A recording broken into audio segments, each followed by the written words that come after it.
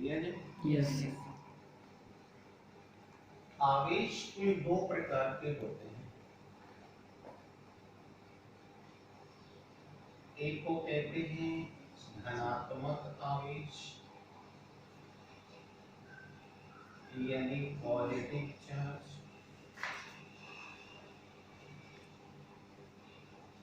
और दूसरे को कहते हैं ऋणात्मक आवेश यानी नेगेटिव चार्ज।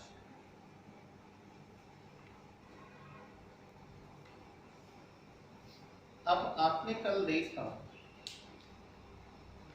कि जब हम दो वस्तुओं को परस्पर रगड़ते हैं तो रगड़ने पर बाह्य क्षेत्र में जैसे जैसे ऊष्मा का मान बढ़ता जाता है, तो चूंकि ऊष्मा एक प्रकार की ऊर्जा है, इसलिए बाह्य क्षेत्र में जब ऊर्जा का मान बढ़ते हुए उसके परमाणु के बाहरी कक्षा की एनर्जी लेवल से हाई हो जाता है, तब वो इलेक्ट्रॉन अपनी कक्षा छोड़कर उस ऊर्जा में यानी बाह्य क्षेत्र में चला जाता है और जाते ही नाभिक का नियंत्रण बल खत्म हो जाता है, अतः वह मुक्त हो जाता है।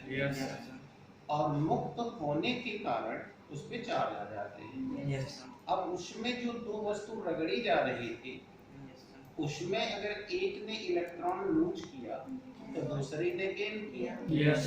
तो जिसने लूज किया वो पॉजिटिव चार्ज बियरर हो गया, और जिसने गेन किया वो नेगेटिव चार्ज बियरर हो गया। इसका मतलब कि जो धनात्मक आवेश जनरेट हुआ या ऋणात्मक आवेश जनरेट हुआ, वह जनरेट हुआ इलेक्ट्रॉन के विभव से या फिर टेकअप से, यानी कि इलेक्ट्रॉन के त्यागने से अथवा ग्रहण करने से। तो जब उसने त्यागा तो धनावेश आ गई, और जब उसने ग्रहण किया तो ऋणावेश आ गई। क्लियर हो गया? तो अगर कोई पूछता है कि किसी भी बॉडी पर धनात्मक आवेश कहाँ से आ रहे हैं या ऋणात्मक आवेश कहाँ से आ रहे हैं और कितनी आ रहे हैं, तो इसका सिंपलीफिकेशन यही है कि अगर कोई बॉडी इलेक्ट्रॉन लूज कर रही है तो जितनी संख्या में लूज कर रही है उतनी संख्या में उसके ऊपर धनात्मक आवेश आ रहे हैं, और दूसरी बॉडी जो ग्रहण कर रही है और जितनी संख्या में ग्रहण कर रही है उतनी उसके ऊपर नेगेटिव चार्ज आ रहे हैं। राइट? यस। अब यहाँ तक कोई प्रॉब्लम? नो। नंबर 2, जब कोई बॉडी इलेक्ट्रॉन लूज कर रही है, राइट? यस। तो इलेक्ट्रॉन लूज कर रही है तो अब उसके पास जितने इलेक्ट्रॉन पहले हुआ करते थे, यानी उसके इलेक्ट्रॉनों की जो मूल संख्या थी, इलेक्ट्रॉनों की मूल संख्या, अब इलेक्ट्रॉन होने के कारण बताओ अब वो घटेगी? Yes sir. अब वो घटेगी। बोले कितनी घटेगी? जितनी संख्या में इलेक्ट्रॉन वो लूज करेगा, यानी बराबर त्यागे हुए इलेक्ट्रॉनों की संख्या, त्यागे हुए इलेक्ट्रॉनों की संख्या। राइट है? Yes sir. वहीं दूसरी तरफ अगर हम चलें तो जो इलेक्ट्रॉन ग्रहण कर रहा है उसकी इलेक्ट्रॉनों की जो मूल संख्या होगी उस संख्या में अब क्या हो जाएगी? वृद्धि। और ये कितने की वृद्धि होगी? जितना वो ग्रहण किया होगा, यानी ग्रहण किए गए इलेक्ट्रॉनों की संख्या के बराबर होगी। यस। जैसे हम अगर सोडियम को लें, यस। तो बोले सोडियम के मूल इलेक्ट्रॉन लगे हैं। अब इसकी स्थिति है कि ये 281 है। यस। लेकिन जैसे इसने अपना एक इलेक्ट्रॉन लूज कर दिया, बताओ नंबर ऑफ इलेक्ट्रॉन 10, और अब इसके ऊपर बताओ प्लस से आ जाएगा। यस। और अब इसकी स्थिति ये हो गई 2 8। यस। कंफर्म है? Yes sir. तो ये इसके ऊपर एक प्लस चार्ज हुआ तो इसके इलेक्ट्रॉनों में मूल संख्या से एक की कमी होगी। Yes sir. अर्थात हम अब दो स्थिति में आ गए कि हम बता सकते हैं कि उसके ऊपर कितना चार्ज आ गया और अब उसके इलेक्ट्रॉन पहले से कितना कम हो कम। गए। एक इससे हमें एक और ये सीख मिलती है कि अगर किसी एटम में इलेक्ट्रॉन की संख्या में रिडक्शन होता है यानी कमी आती है तो इसका मतलब है कि उसने इलेक्ट्रॉन लूज किया है अर्थात वो पॉजिटिव चार्ज बेयर है। यस और कितने की कमी आएगी जितना उसने त्यागा होगा। यस राइट है। यस उसी तरह अगर हम सोडियम के बजाय दूसरा एग्जाम्पल क्लोरीन कर लें तो इस समय ये देखिए एटम है। यस अगर आप इलेक्ट्रॉनिक कॉन्फ़िगरेशन करिए तो 2h यस यानी कि 1s2 2s2 3s6 3s2 3p5 yes तो आउटर मोस्ट में 7 इलेक्ट्रॉन। यस अब इसने एक गेन कर ली तो नंबर ऑफ इलेक्ट्रॉन 80 और अब ये जो आउटर मोस्ट वाला कंडीशन हो गया अब वो 3s2 3p5 की जगह अब 6 अब इसकी पोजीशन हो गई 2 8 8। तो अब देखिए नंबर ऑफ इलेक्ट्रॉन टोटल कितने हो गए 80। यस अब मूल संख्या हुआ करती थी 17 यस तो बताइए कितने की वृद्धि होगी 18 में से 17 घटा दीजिए 1 इलेक्ट्रॉन।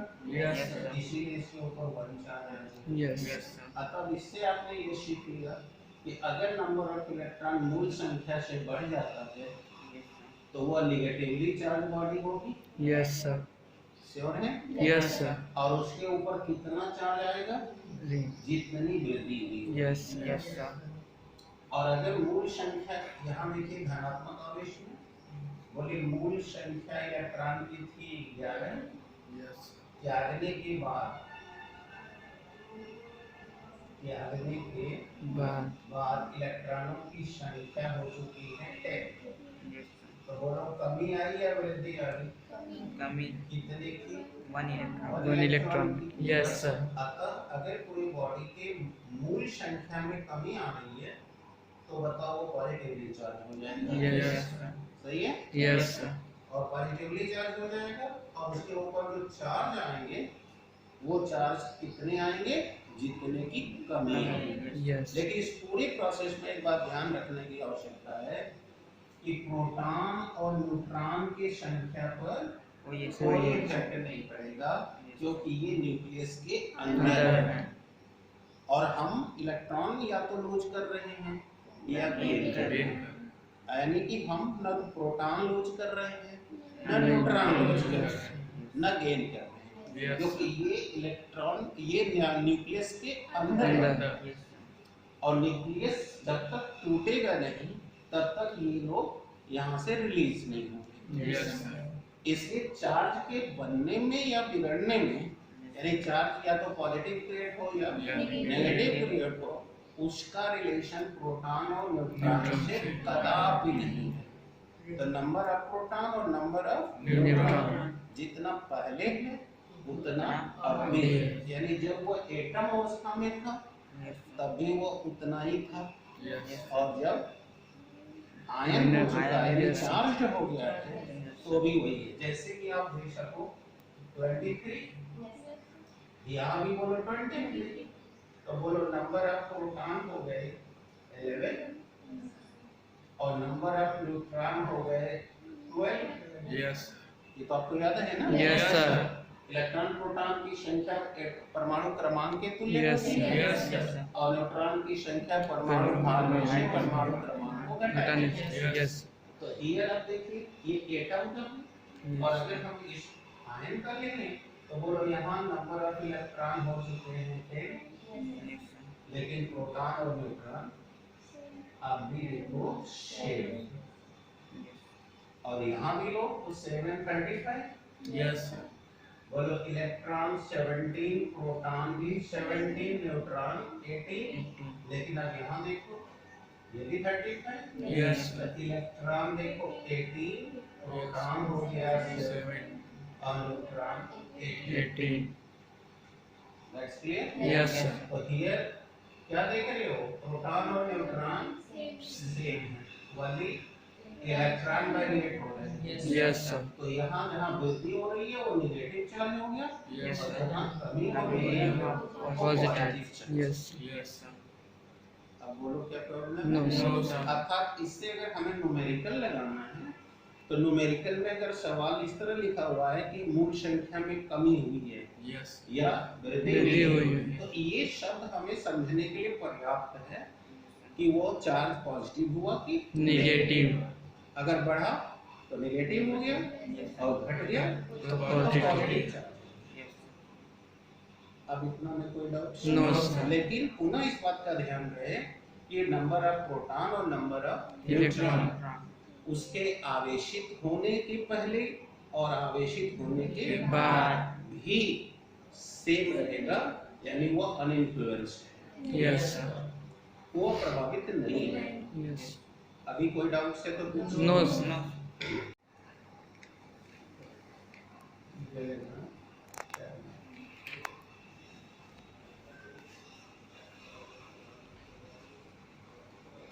Okay, Yes. अब चलिए शाम से देखिए, अगर कोई भी बॉडी चाहे वो धनात्मक आवेश से आवेशित होती है Yes, sir. या ऋणात्मक आवेश से आवेशित होती है, Yes. Right, Yes. चाहे वो धनात्मक हो चाहे ऋणात्मक. उनके आवेश की मात्रा की गणना इस प्रकार करेंगे। जैसा कि आपको विदित है कि आपने 11 में पढ़ा था कि अगर एक इलेक्ट्रॉन निकलता है तो एक इलेक्ट्रॉन के आवेश की मात्रा को अगर E से डिनोट किया जाए तो इसका वैल्यू -1.60 होता है, Yes, sir. राइट है? Yes, sir. तो अब हम यहाँ से इस प्रकार से रिलेशन बनाएंगे, क्योंकि एक इलेक्ट्रॉन के निकलने के मुक्त होने, राइट, Yes. से उत्पन्न आवेश की मात्रा E हो, तो बोलिए 2 निकलेगा तो 2 गुना हो जाएगा, 3 निकलेगा तो 3 गुना. तो अगर एक इलेक्ट्रॉन उत्सर्जित हो जाए तो बोलो Ne हो जाएगा। Yes, sir. नहीं आया? हाँ, sir. आपको दिक्कत है? No, sir. अरे भाई simple, after emission 1 electron the charge is produced E, Yes, sir. if the number of electron is producing N, Yes, sir. just Then being to multiply, sir. coming out or gaining N, Yes, sir. so that quantity will be N time more, Yes, sir. तो वो N गुना होगी। Yes, sir. तो अब बताइए, अगर आवेश को अब हम लोग Q से डिनोट करते हैं, Yes, sir. तो यदि आवेश को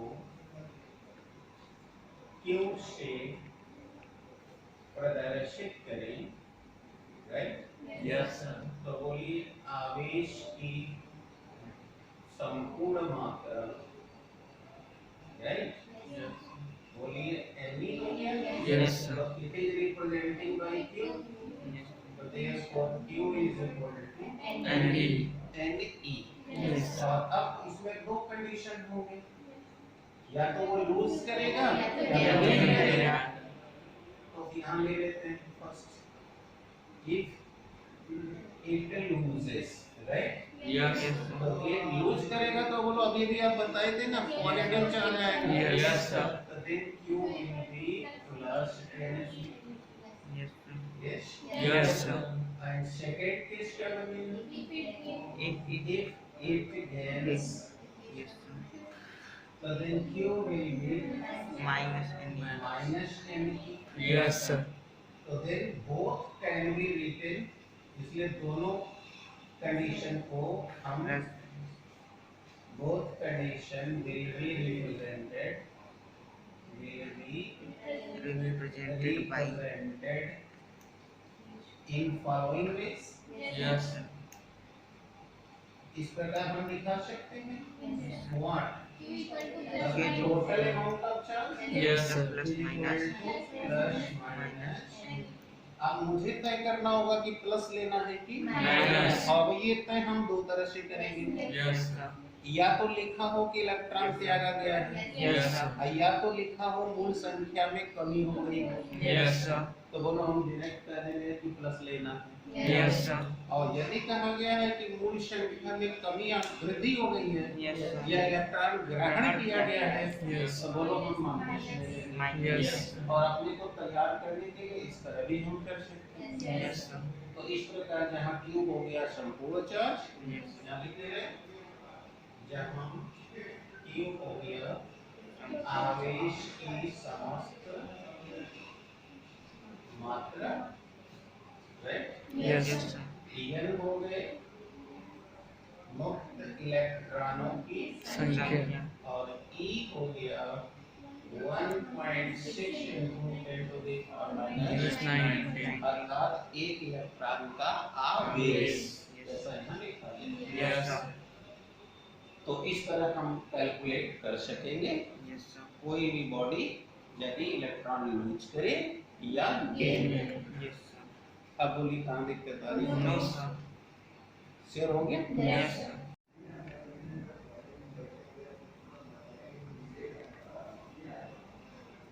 देखिए एसआई सिस्टम में आवेश की जो इकाई है उसे हम कूलाम कहते हैं। क्या बोलते हैं? कूलाम। और सी से रिप्रेजेंट करते हैं। Yes. Yes, sir. कंफर्म हो गया? Yes, sir. तो अब अगर आप सवाल लगाएंगे तो जाहिर है एसआई में लगाएंगे। Yes. Yes, sir. एसआई समझते हैं ना? Yes, sir. तो आपको हमेशा सवाल कूलाम में ही प्रिंट करनी है, Yes, sir. लगानी है। Yes, अतः इसकी जो यूनिट हुई वो कूलाम हुई। Yes, sir. लेकिन आप जानते हो कि चार्ज जो जनरेट होता है Yes, sir. वह कम मात्रा में भी होता है, ज्यादा में भी होता है। Yes, sir. इसलिए उसे मेजर करने के लिए छोटी और बड़ी इकाइयां भी बनाई गई हैं। Yes. Yes, sir. तो हम देखते हैं कि इनकी छोटी इकाई क्या क्या होती है। आवेश की छोटी इकाई होती है millicoulomb, microcoulomb, nanocoulomb, picocoulomb. Picocoulomb को हम माइक्रो कूलम भी कहते हैं, Yes, sir. राइट? Yes. ये हिंदी समझ आ रही है? Yes. Yes, sir. ये हिंदी भी लिख रहे No, sir. Confirm? Yes. Yes, sir. तो 1 millicoulomb is equal to 10 to the power minus 3 Coulomb. Yes, sir. क्योंकि हमें सवाल कूलम में लगानी है। Yes, Yes, sir. sir. तो अगर ये छोटी इकाइयों में हमको वैल्यू दिया हुआ है Yes, तो sir. हम इन स्केल के जरिए चेंज करेंगे। Yes. 1 micro coulomb is equal 10 to the power minus 6 coulomb. 10 to the power minus 9. Minus 9 coulomb. and 1 pico coulomb is 10 to equal the to power 10 to the minus 12 coulomb. 12। Yes. Yes, sir. तो इस प्रकार हम इन छोटी इकाई में अगर हमें charge की वैल्यूज दी गई है तो हम इस स्केल का प्रयोग करके कूलम में कन्वर्ट करेंगे। Yes, sir. इसी प्रकार अगर बड़ी इकाई में दी गई है तो कूलम की यानी आवेश की बड़ी इकाई है किलो कूलम और दूसरी है मेगा कूलम, राइट? Yes. तो 1 coulomb is equal to 10 to the power coulomb and 1 mega coulomb is equal 10 to the power minus 6. Two. इस तरह अगर आवेश की मात्रा कूलम में दी गई है Yes. और किलो कूलम या मेगा मेगा कूलम कूलम में मेजर की गई है Yes. तो हम इन पैमाने के जरिए उसे कूलम में कन्वर्ट करेंगे। Yes. Yes.